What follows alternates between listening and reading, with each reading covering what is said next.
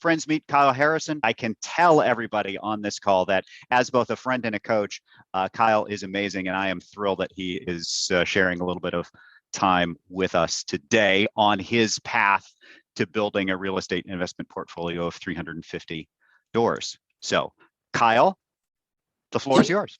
Well, thank you, Philip. Appreciate it. It's truly an honor and a pleasure to be here, and I'm glad that check cleared for saying those nice things about me. So I was hoping that check would clear, and it did. So, Philip, thank you very much. You and me both. Glad it got there in time. Kind introduction.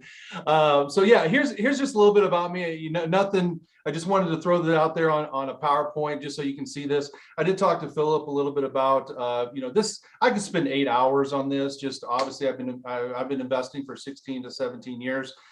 We could spend all day on this. However, really wanted to pull out some snippets today and just focus on some foundational stuff. And this is my PowerPoint for today. I'm happy to send this over to Philip. He can get it out to you. So if there's some things that maybe you didn't write down or you just didn't see, or hey, go back. Hey, you've got the PowerPoint. I'm a complete open book for that. So today we're really going to spend about 30 to 40 minutes just talking a little bit about some of the tips on my way to 350 doors for that. And then we're going to open up the floor for that. So as you can see on the screen, I'm a full-time MAPS coach, MAPS agent and business coach with about 43 clients with a little over 5,700 coaching calls.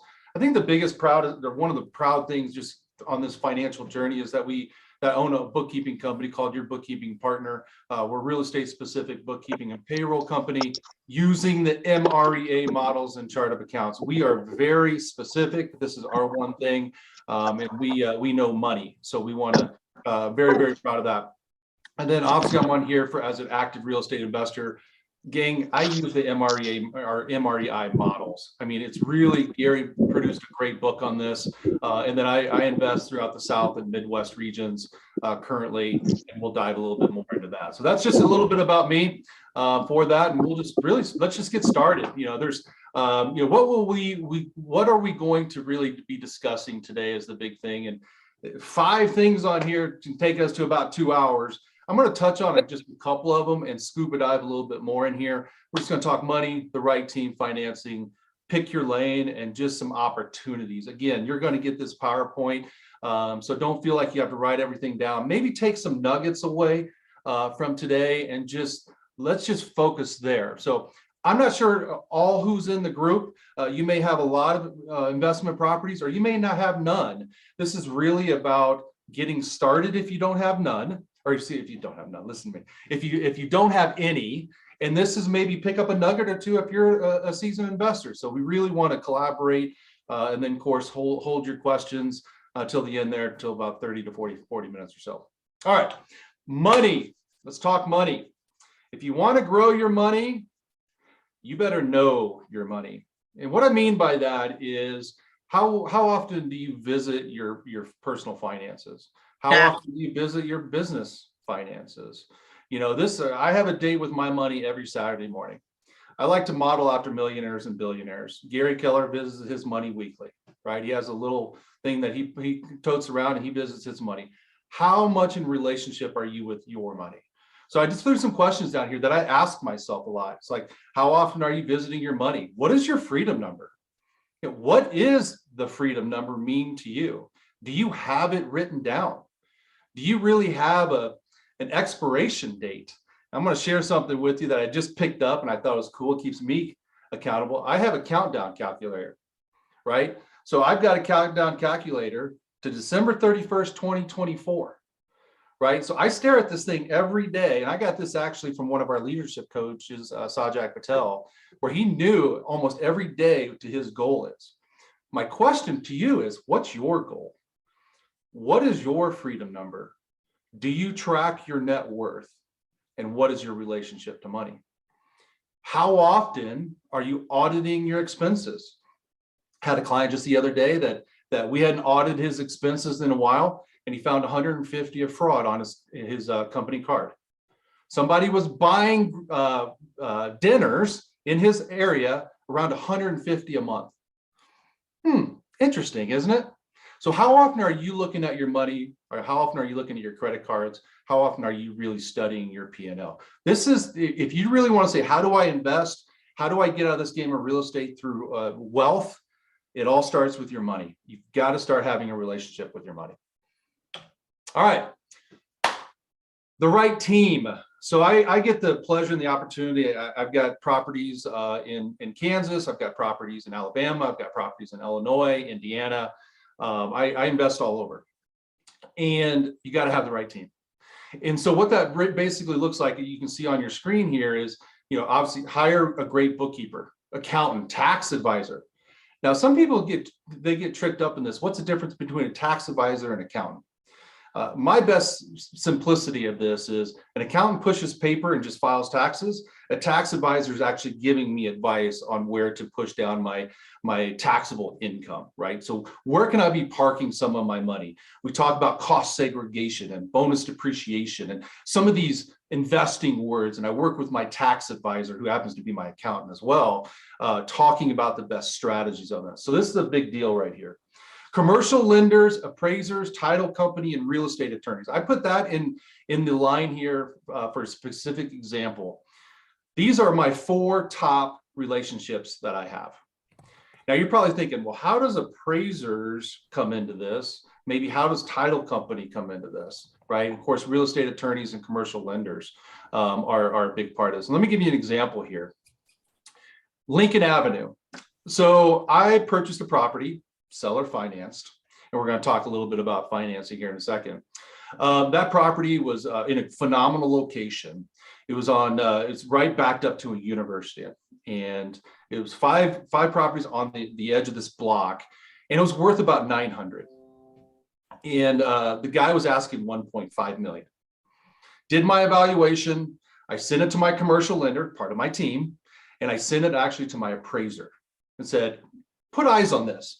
What is the value? Tell me what you think the value is. The commercial lender came back and said, based off of income, everything's worth about 900. I said, great. That's kind of what I thought too. The appraiser says, have you looked at it as from a land purchase? What?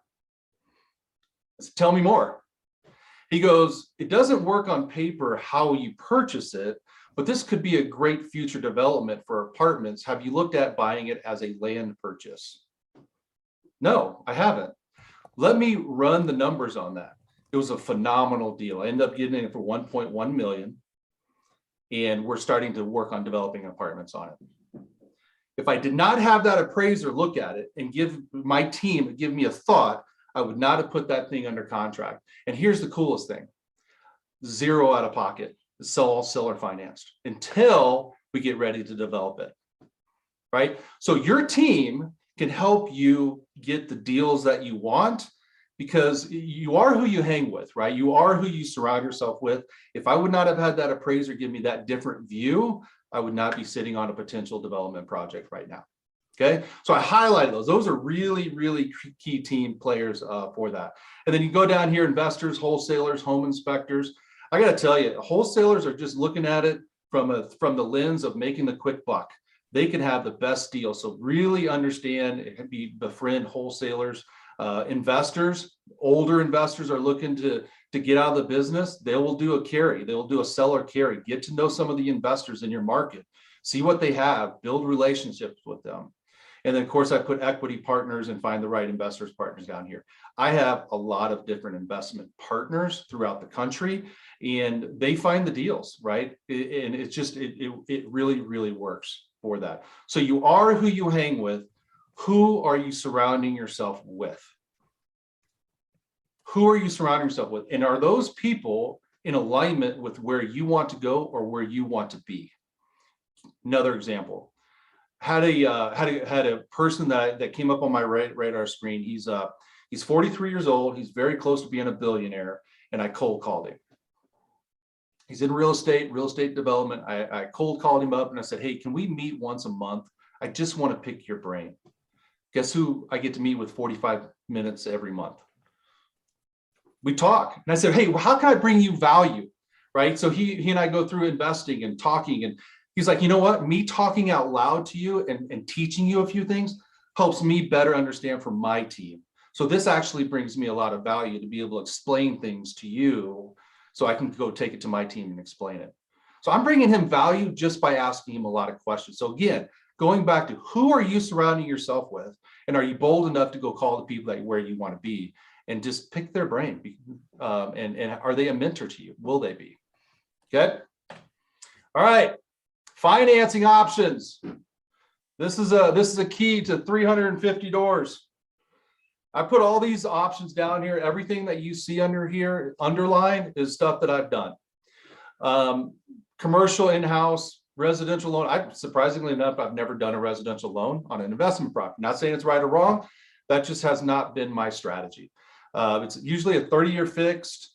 It's a great option. It just was never part of mine. So really find what kind of financing options. Anyone in this room or anyone who's listening to this, my question to you is, how well do you know these financing options?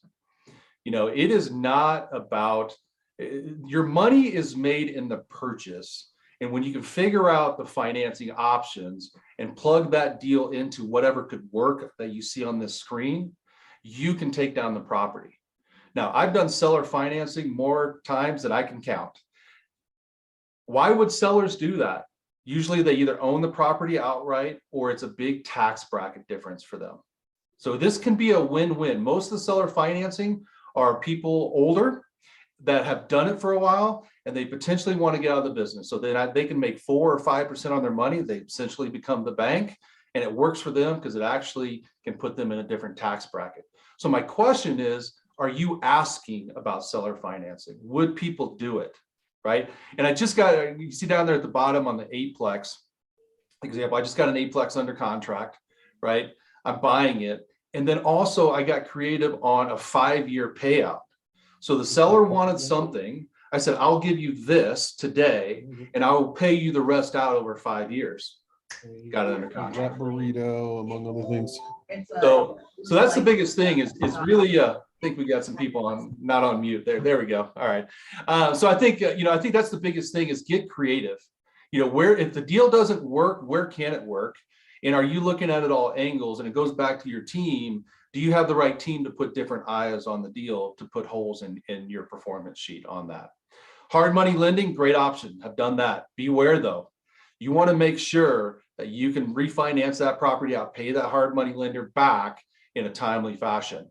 I use the BRRRR strategy a lot, right? I've got several deals going right now where you've got to really, on the BRRRR strategy, you've got to really dial in that ARV, that after repair value. If you don't have that really dialed in, and then of course your expenses dialed in, it could be costly. So you really want to make sure that you have your numbers correct, you understand the money piece on this, and that you execute on that.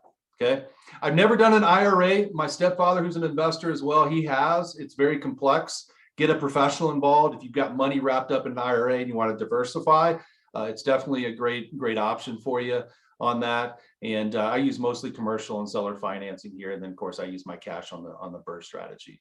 So I guess here, when you're starting to buy, whether you're a new investor or investor that has half a dozen or a dozen or maybe even a couple hundred, really understand the financing. If you've got something on here that's, hey, I've done this, but I don't know much about that.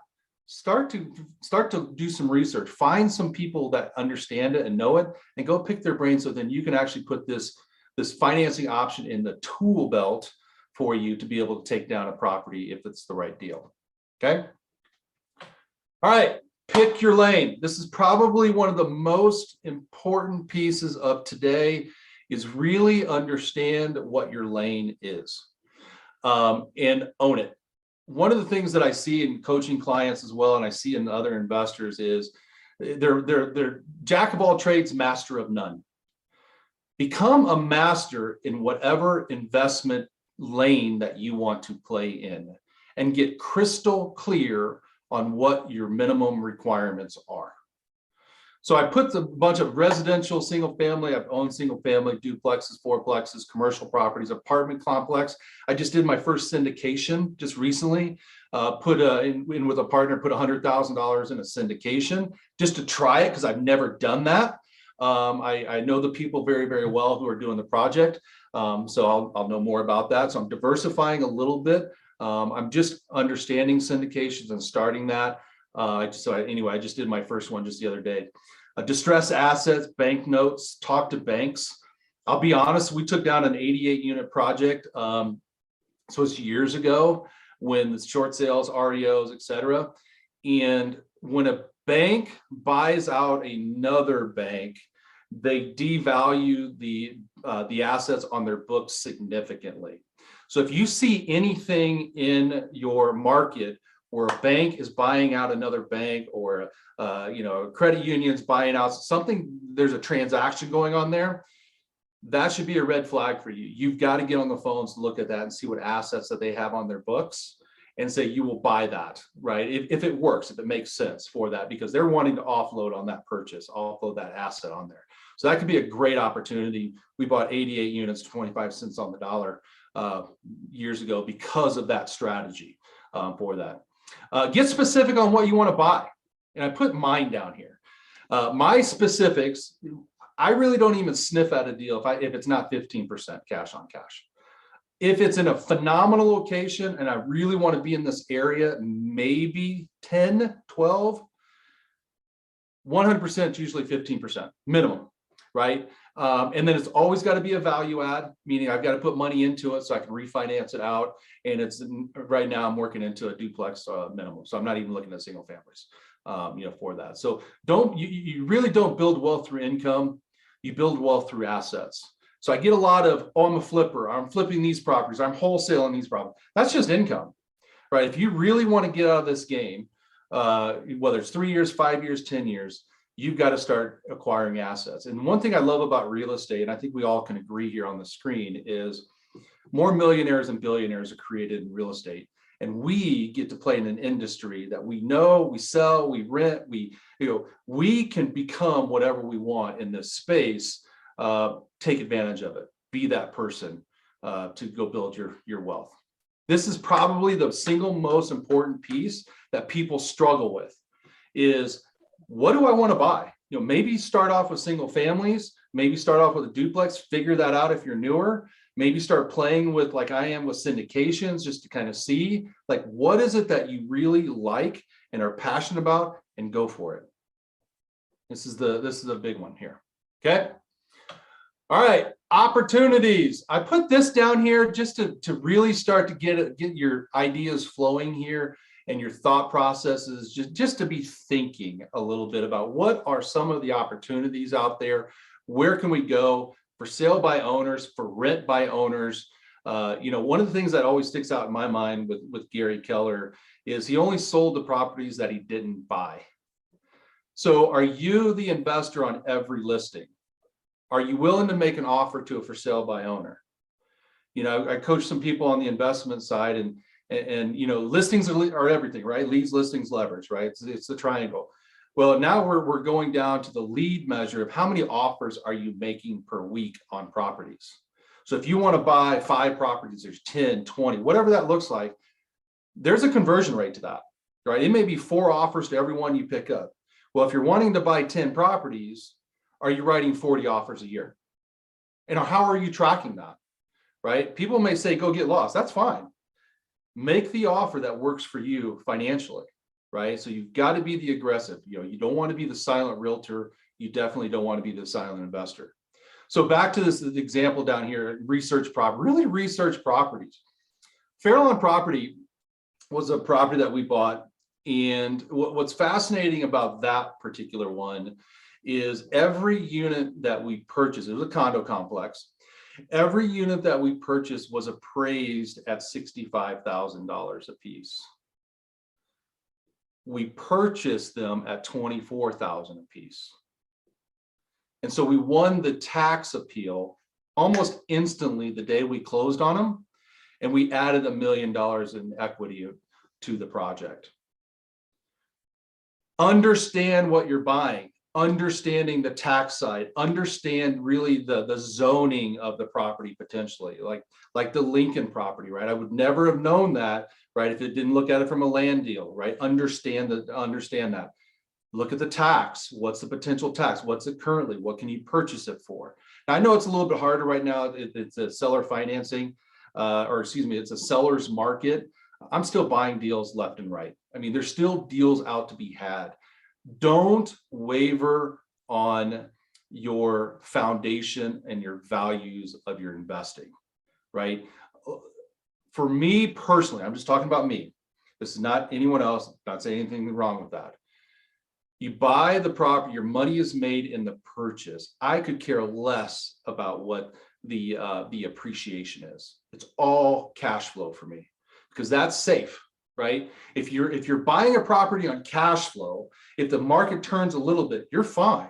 If you're buying the property on appreciation, you can get stuck like most investors did in 08, 09, 2010, right? And so as long as you're backing into the property of what it's worth and what it could be from a cash flow perspective, you're good. I'll give you an example. I'm buying this eightplex I've got. It's currently being rented anywhere between $350 and $450, right? I'm 100%, never 100%, 99% confident we can get anywhere between $650 and $700. I bought the eightplex off of basically a $400 door evaluation, knowing that I can get $650 and $700, right? So guess what? We just got our first lease for $650 in that property, right? So what does that do to the evaluation? Skyrockets. So that's why I buy all value add properties. So again, it's really having people on the ground to understand it. You're doing the market research. I bought a duplex in Alabama. I studied it for a year before I made my first purchase there, right? I just started to feel and understand. I had a great agent on the ground there that helped me understand that. And now we're honing in on different areas. And I buy my second property there next week. Cool. So anyway, so this is just some things to really start to get your mind flowing, your juice flowing. Like, where can we start to find some of these deals, and where can you start to go partner with some of these people that have the insights on that? I've got another client that I coach. He's killing it. He does a lot of wholesaling, flipping, and he does a lot of buy and holds. His biggest referral source, agents. Agents are bringing him the most deal because they know that he will perform. And they know that they can double-sided because he doesn't care about the commission. He only cares about the deal.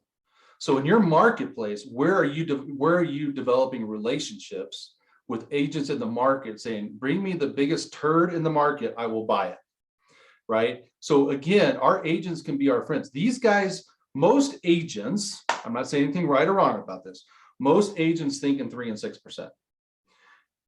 In our world, we got to think as investors. So who cares if they double-side it for 6%? If that deal works right, take it down. Be that for them. And in a lot of ways, teach it, right? Teach the other agents so you become that local professional, that local expert on these investments.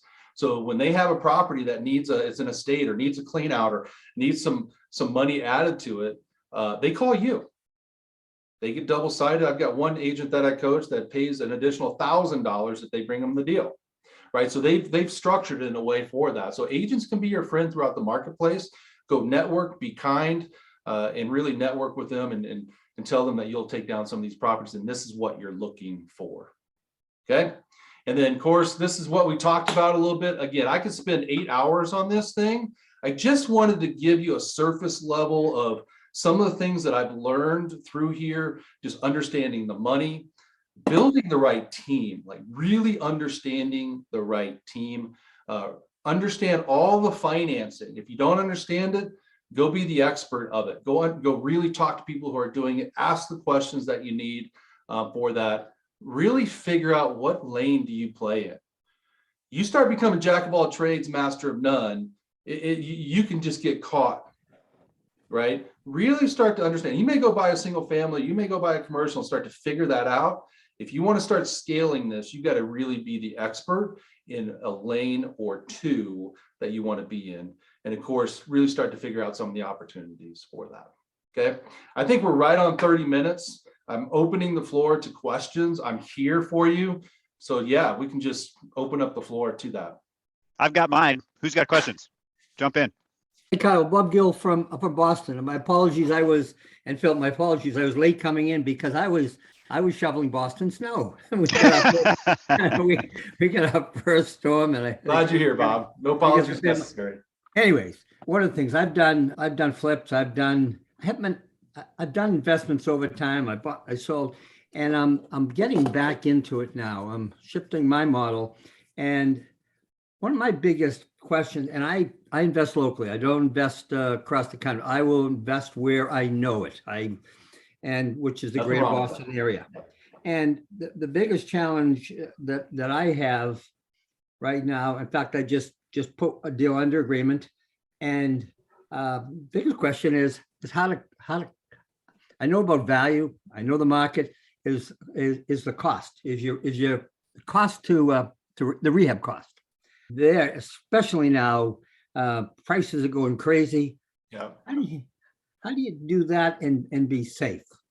You got to be conservative. And so, but if you're too conservative, then the deal doesn't work. So what's your thoughts on costing? Yeah, great question. I use a general rule of thumb. I'm not saying it's the always this way. Yeah. Especially, I use the Burr method a lot. And I'm pretty sure I'm answering this question correctly, Bob. So if I'm not, please let me know. I really dial in an ARV. So if that property is worth 150 and they're selling at 150, I'm not buying it, right? However, if that property is worth 300 and they're selling it for 150, you got my ears perked a little bit. Yep. And the formula that I typically use is 70% off or 30% off the ARV. That's my starting point.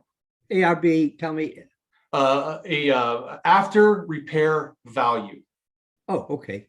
ARV. After repair value, ARV. Okay. And I'm just going to use round numbers here just for simplicity's sake. Okay. So if the ARV is $300,000, I will take 30% off of that. Okay. Which is 90 grand. Yeah. Got it? That's what you factor in for a rehab cost. No, I don't. I go a couple levels different. So that's my first test of, am I even looking at it even further? At that point, I minus all my expenses from that property. So let's say the rehab cost is going to be $30,000.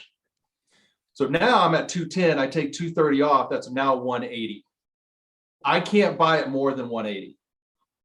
I think that's helpful, Kyle. I think my question a little different. I'm saying specifically about estimating rehab costs on projects. What are you using for the tool to do that? Especially in a market that the material costs have gone crazy.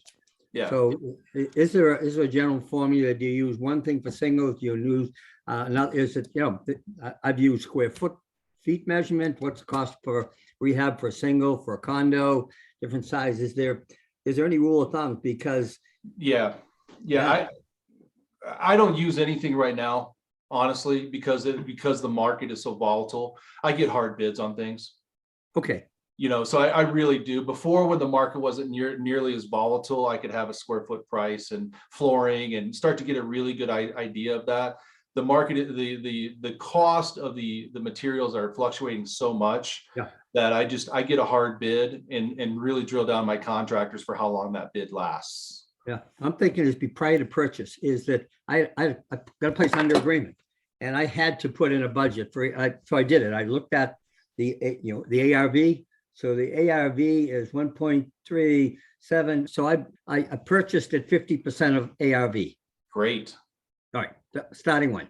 The question is, what's the cost to rehab that? And I had to, in order to get it, in order to put it under agreement, I had to come up with a number. I couldn't get hard quotes, not enough time, too much competition. So I had to look at my best gut. And so that's the area. Of course, down to it, you get the quotes. Is there any, are there any formulas? What do you typically use to? You're hitting a moving target on this, Bob, and I think that's the thing that you're talking some big numbers. I can turn a property for about $20,000, right? I mean, I can turn like a 1-bedroom or 2-bedroom for about $20,000. That's full kitchen, bathrooms, for the most part. So I use that a little bit.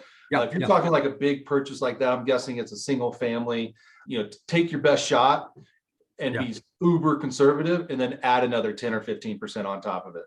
Yeah, okay, got you there. You All know, right.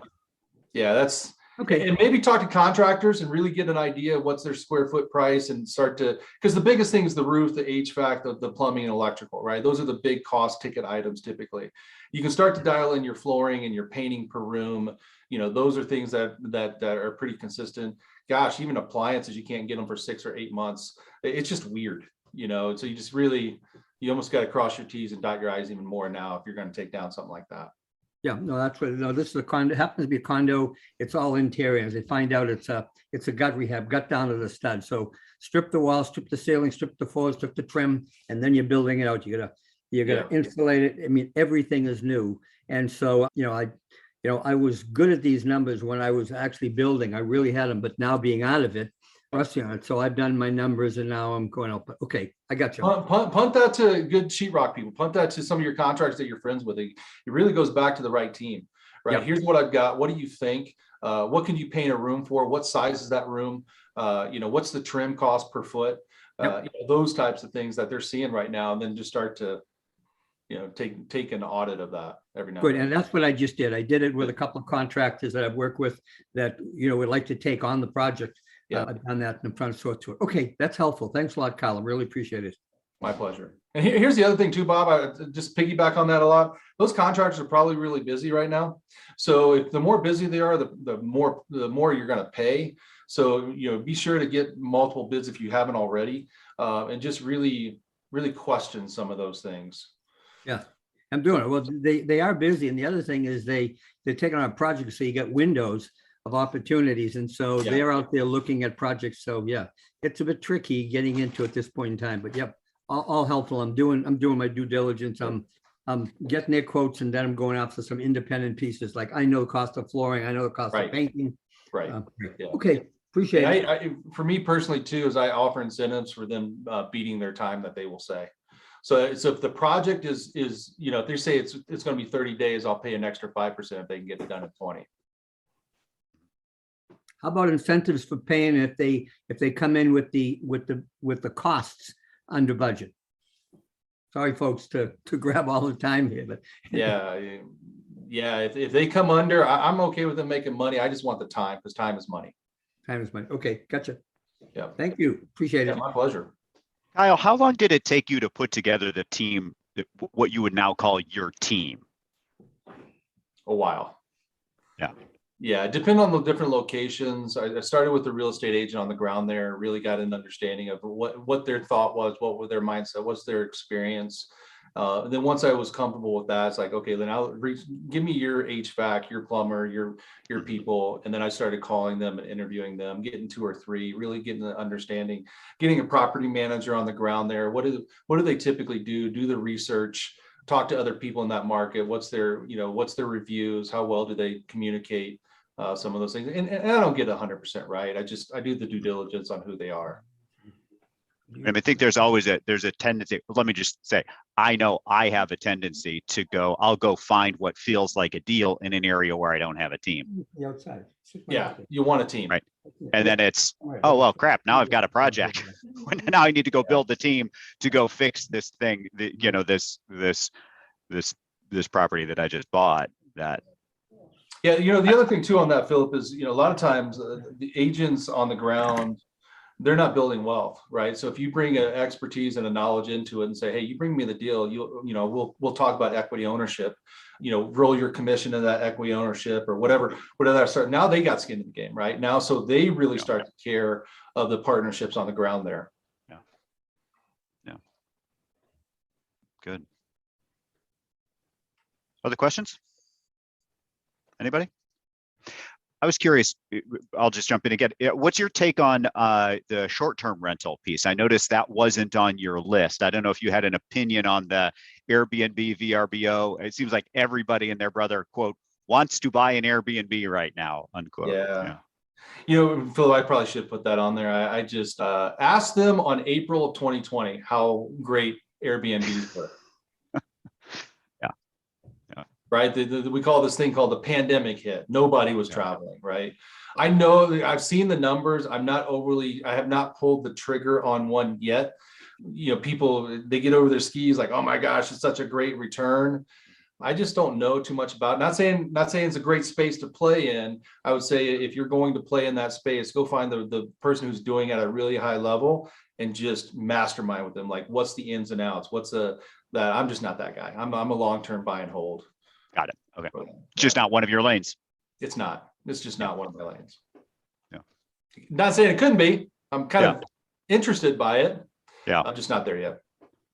And on that line, or in that vein, what's your rationale around the 15% cash on cash return? Is that That's just your number? That's just my number. Yeah. And that's really my sniff test. You get all these deals, and you start looking at them, and then, you can say, oh my gosh, I want this deal and I want that deal and I want this deal. And then the next thing you have no cash, you got all these deals that you need money for rehab. Right. So that's just my sniff test. And once I see it has something in that ballpark, then I scuba dive a little bit more. And I'll tell you a quick snap count that I really pay attention to is the 1% rule.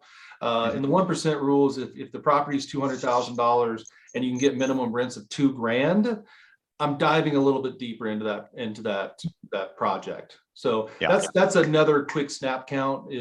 Are we way off here? And I've got people. I'm here in Utah. You can't buy anything under 350 here, right? So it just doesn't make sense.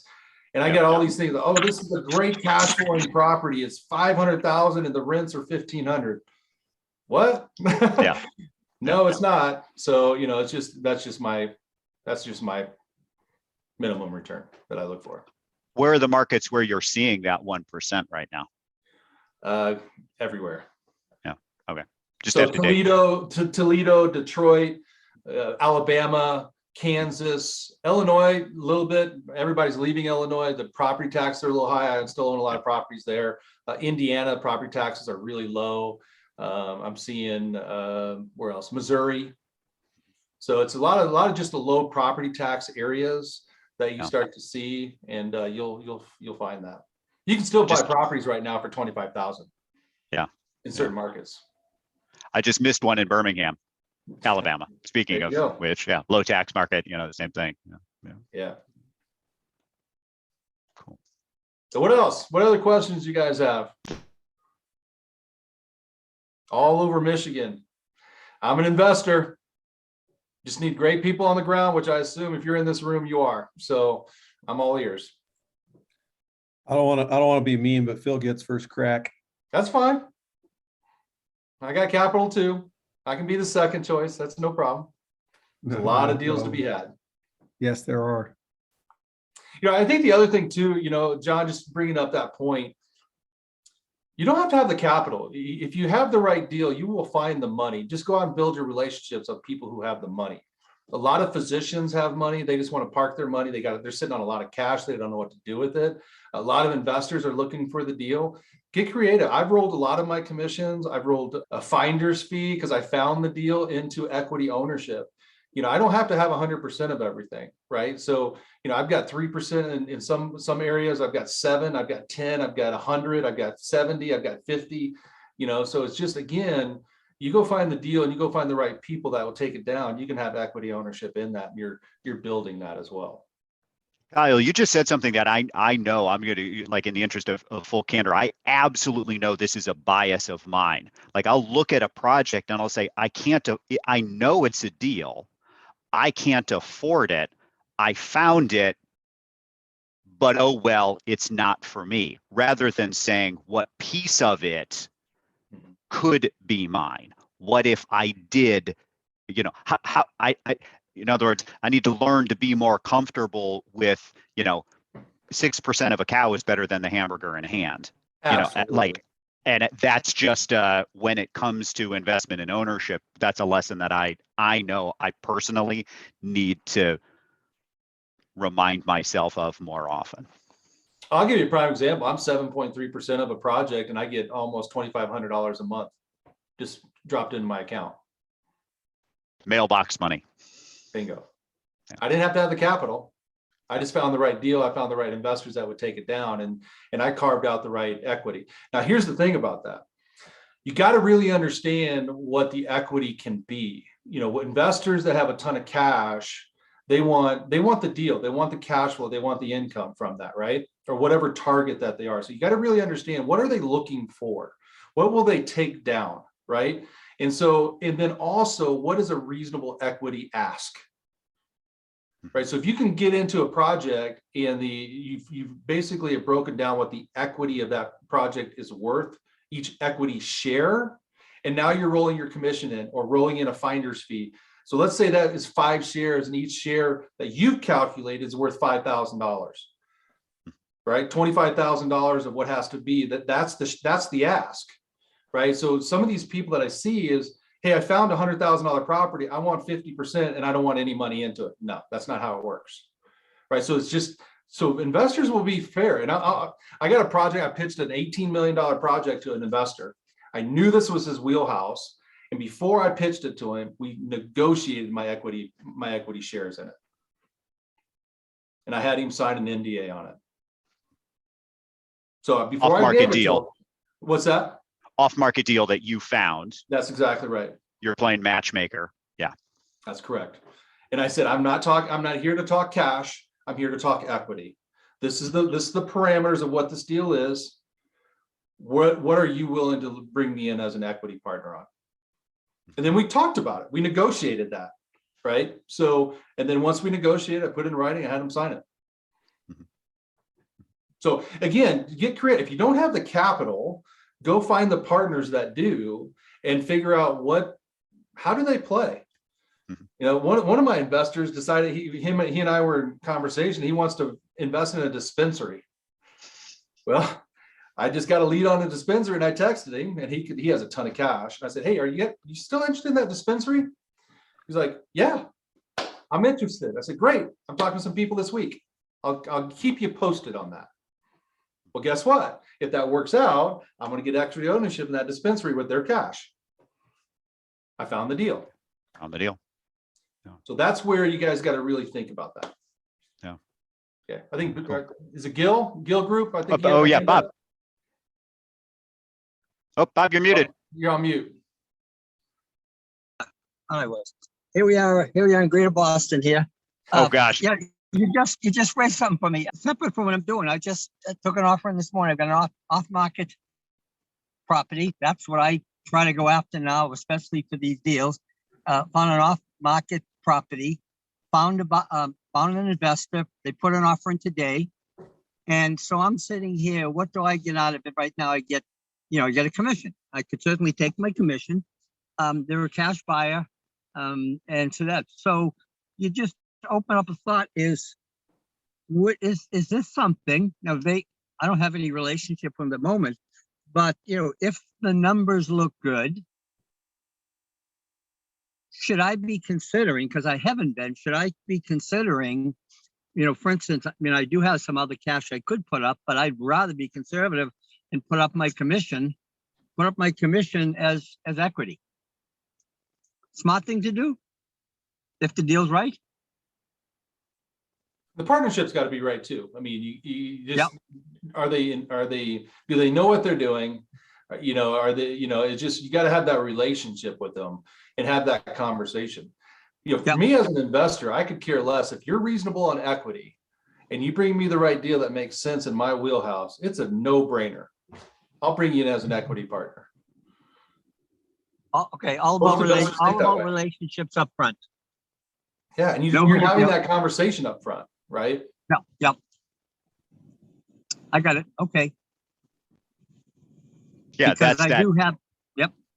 Go, Bob. I do have a number of investors. I deal with some I just don't have the confidence, and some others I do. So the ones I do, I ought to be thinking about. It sounds like a possibility is when I bring them a deal. Before I bring them the deal, begin to have some conversations with them about as I bring them deals. I don't want to just get, it's just not about my commission. I may want to consider, an equity, an equity position in it. Absolutely. And see if it makes sense. Absolutely. Yeah. I haven't been doing that. I have not been participating. I tend to do my own thing because I trust myself. Yeah. Here's a great point. Yeah, I'm glad you brought that up. And I think, Philip, going back to your question, this is not my wheelhouse, or I don't have the cash or what have you. Get it under contract. You still have a due diligence to get it out, right? So get it under contract and go shop it. Yeah. If it's a great deal and you have investors that would take down that property, get it under contract with a 30, 60-day due diligence. Yep. And then you just go right to work on selling it and saying, again, that's your equity ownership play, because you have the keys to the deal at that point. Yeah. Sometimes, Kyle, this is from me to you, but it involves both of us, right? I'll ask clients in a coaching conversation, who are the 5 investors that if you found a deal, you would bring it to, regardless of if it's not for you, right? Yeah. And oh, by the way, I'll be number 5 and Kyle will be number 6. So there we go. Yeah, I'm okay. Exactly. Happy to have few folks bring deals. Yeah. Yeah. And here, the other thing is, if it's big enough and I can't take it down, I can make a few phone calls too, right? I mean, so again, it's who you are in relationship with.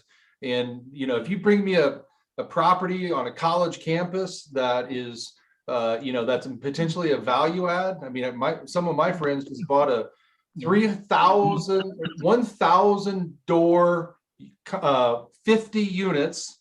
They bought 1,000 doors, 3,000 beds. They just closed on a campus, on a college campus. So do the math on that. It was 150 million, right? So if the deal is big, if it's good enough, you will always find money, or at least make the connections. Like in this room, hey, I got this amazing deal that's $20 million. I can't take it down. I think there's something here. What do you see? Well, I'm not going to take that down. I'll maybe connect you with someone else that possibly can. Hey, Again, Kyle. it's finding your wheelhouse.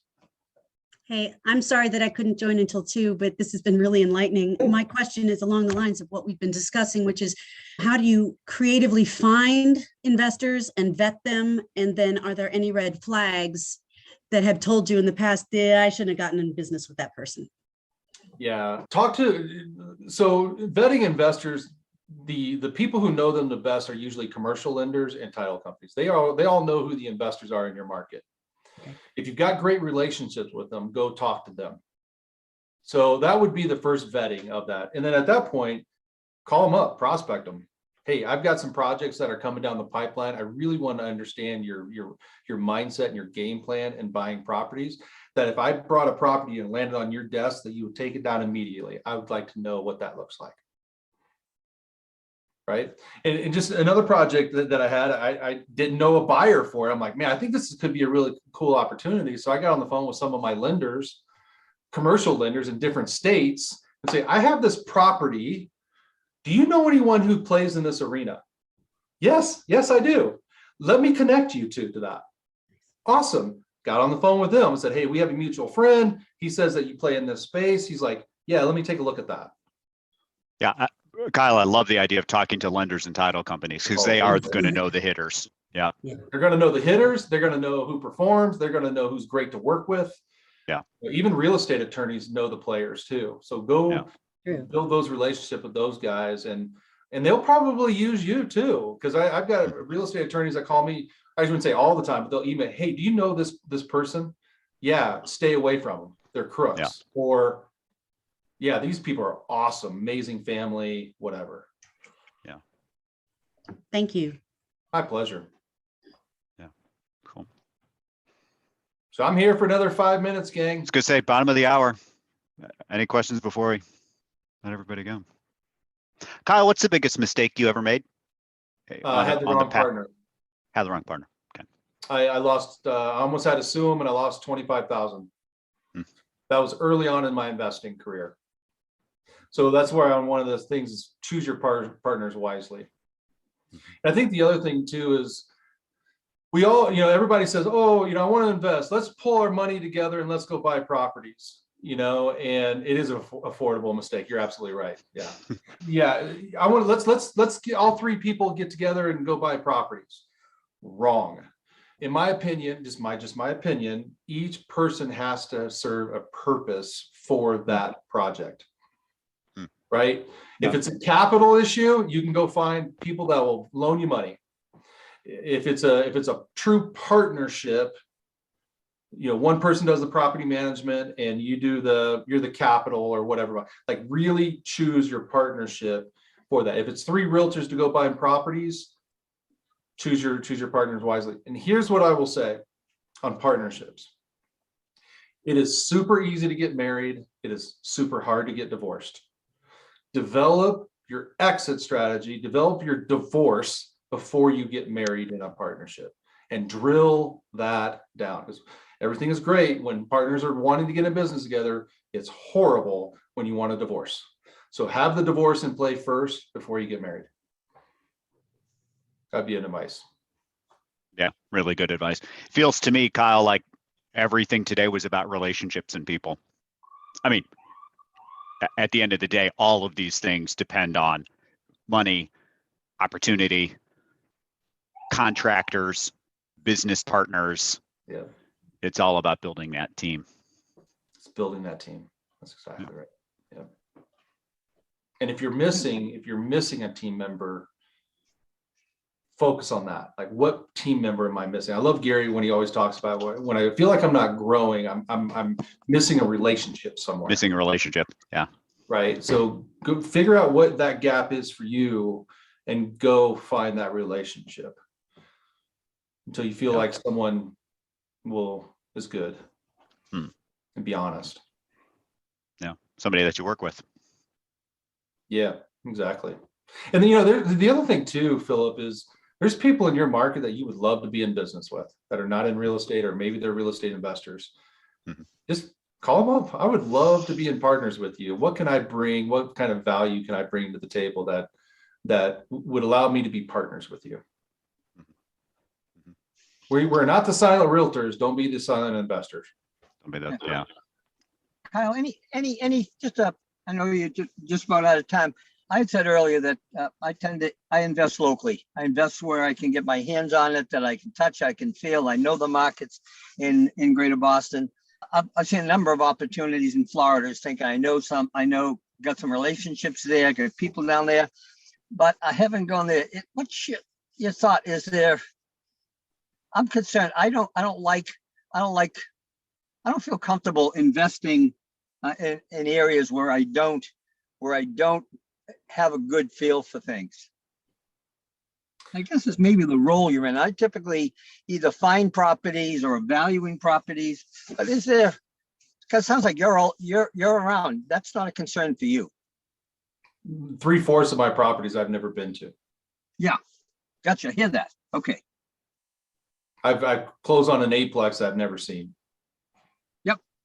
Okay. Except through pictures and Google, and just really, again, a lot of the path is in the math, right? As Gary would say, the path is in the math.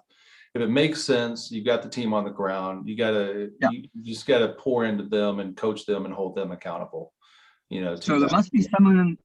So it must be someone on the ground, and you as an investor who are not there must be comfortable with the people on the ground, that they know the market, they know cost, they know all the pieces.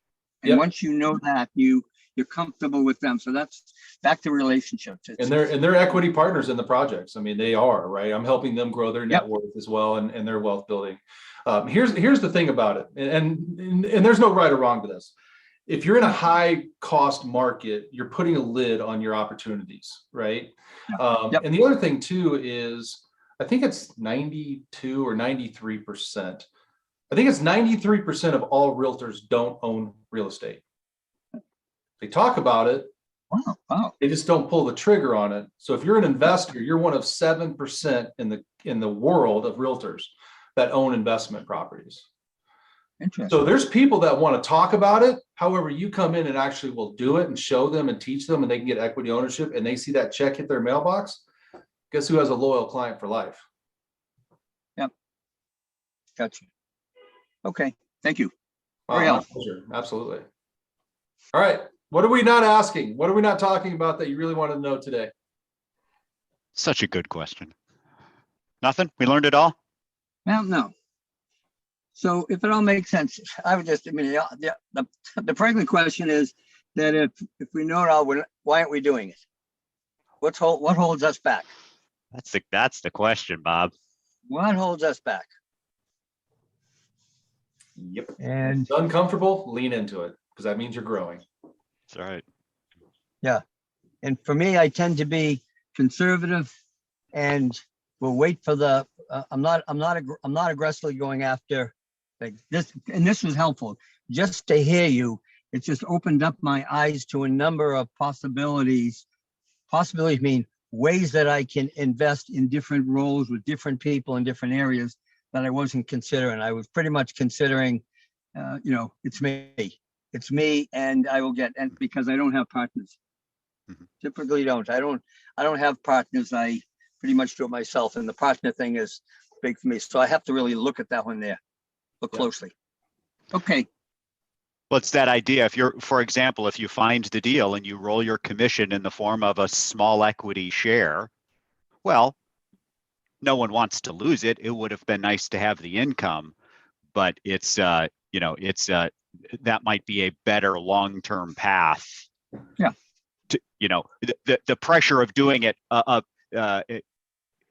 does taking a smaller equity share reduce pressure that gets you into action faster? Yeah. Well, then that's a path to success. Here's something to think about with that idea, Phil. Imagine your commission's 10,000. It's a little rental, right? Yep. Well, if you use a MREA budget model, right, you'll net out after you pay your taxes on that $4,000. But if you roll that equity position and you roll in 10,000 pre-tax, Absolutely. you just made $6,000. Just made six. Exactly, for doing nothing. And other Uncle than- Sam got none of it. Yeah. Which is for a libertarian like me, that's the best part of the whole deal. Yeah, but you're spot on with that. That's exactly right. And You're right on, John. That's an interesting thought I know it intuitively. I know it, but when you say it, when you invest 10, you've got a savings of 6. You got it after you pay Uncle Sam and all. Same principle as buying a property and selling and doing 1031 exchange to avoid the capital gains. Got it. Helpful. Well, here's the other thing that you got to do. It's no different than prospecting. I'm every single morning I'm looking at investment properties, right? And a lot of times I get things under contract before 8 a.m. Right, and it's in my wheelhouse. I know exactly what I'm looking for, and when I see it, it's right up a contract. And people on the ground have a template with my signature on it, and I have a trust factor, and I say put this number on that contract and submit it. So it's just a template. Kyle, you mentioned, like a 4-to-1 or a 5. How many offers do you write in a week, in a month? What would be typical for you? Right now, not a lot, because pretty much every offer I write, I'm getting accepted. Got it. So I'm closing out through March right now on 13 properties right now. Okay. Got it. Yeah. Cool. So yeah, it's just, do you want to be in this game? How long do you want to be? Know your freedom number. Yeah. Figure it out. Back into it. And then get a clock that tells you when you got to stop. And get a clock when you have it. Love that. It's awesome. Was today helpful? Get everything out of today? Good stuff. Good stuff. All right. And for those of you on the call, Kyle, this is also for you and your crew. Next month, Leslie, who's on my screen right there, is her path to $1 million GCI. The lessons learned on a path to $1 million in GCI. So if you want to invite your crew to that, we would love to have you on the first Friday call for February. Kyle, thank you. My pleasure. Glad to be here. Absolutely. If you have any questions, you ever need anything, Philip, you know where to find me. I'm happy to help and help you build your net worth. So absolutely. And by the way, gang, and I'm not just saying this because I'm on Philip's screen here, you got an amazing coach. Philip's a rock star. So anyway, that's my plug. That's you, amazing coach right there. So appreciate that. You guys have a great weekend. Let me know what you think. Absolutely. I appreciate it. Peace, everybody. See ya. Happy New Year.